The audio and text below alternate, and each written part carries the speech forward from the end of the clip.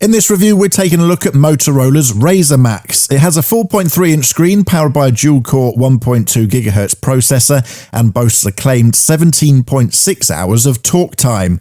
In order to manage battery life of that length, the battery size and weight does need to be quite large, but in fact the whole phone only weighs a tiny 5 grams more than an iPhone and doesn't feel overly heavy to hold.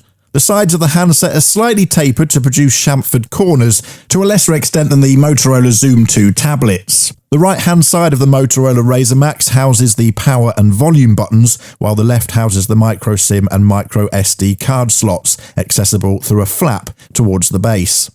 The non-removable rear of the case is made from Kevlar, the same material used in bulletproof vests. This aids protecting the Motorola Razr Maxx against scratches, but the 15mm camera lip isn't covered.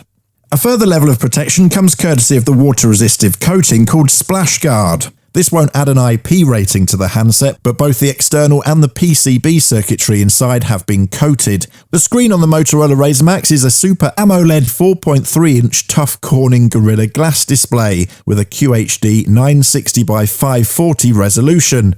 The display might not have a HD resolution, but it's good nonetheless, with sharp images and good colour rendering.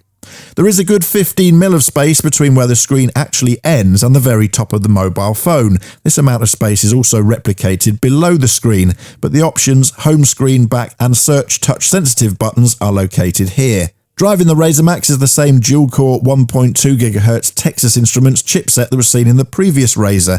This is adequately powered for a good user experience, but it does lag behind the competition, with Motorola lacking a quad-core powered phone. The Motorola Razr Maxx sports 1GB of RAM and a quoted 16GB of internal storage. After the apps, updates and a couple of Gmail accounts were set up, however, only 8GB was available to use. The Razr Maxx has an 8-megapixel camera with a 1.3-megapixel front-facing version too. The image capture is sharp and clear, and the front-facing camera can record 720p video, while the main camera can capture at 1080p. There are also only 2 picture resolutions on offer, with the rear camera a widescreen 8-megapixel and a 4.3 6-megapixel image. Despite the fact that Motorola are now owned by Google, this phone uses the older Android Gingerbread 2.36, and it's a little disappointing not to have seen the more up-to-date ice cream sandwich operating system used instead, although an upgrade is promised soon. The overlay used with the Android Gingerbread operating system is quite light, which helps when booting up and allows the user interface to whiz along quite nicely. There are some minor enhancements, such as the ability to open the camera from the lock screen, scrollable and resizable widgets. Motorola has also included 2 of its own developed applications, which we first saw in the last Razr handset, Motorcast and Smart Actions. Motorcast streams music over 3G or Wi-Fi from your PC or Mac. Smart Actions takes a complicated smartphone and makes it more intuitive and easier to use. The app offers a simple set of rules that can be run concurrently.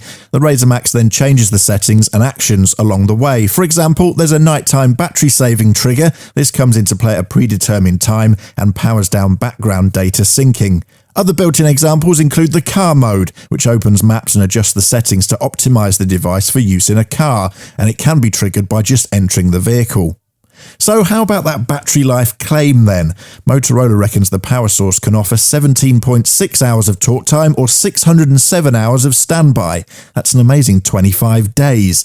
In our real-world testing of the Motorola Razr Maxx, though, we found something slightly different. On our first test, the Razr Maxx managed to make 12 hours 11 minutes worth of calls.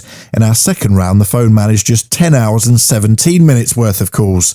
At this point, it's also worth noting that charge-up time is around 5 hours when completely powered off, then add another 2.5 hours if you're charging it while it's powered up.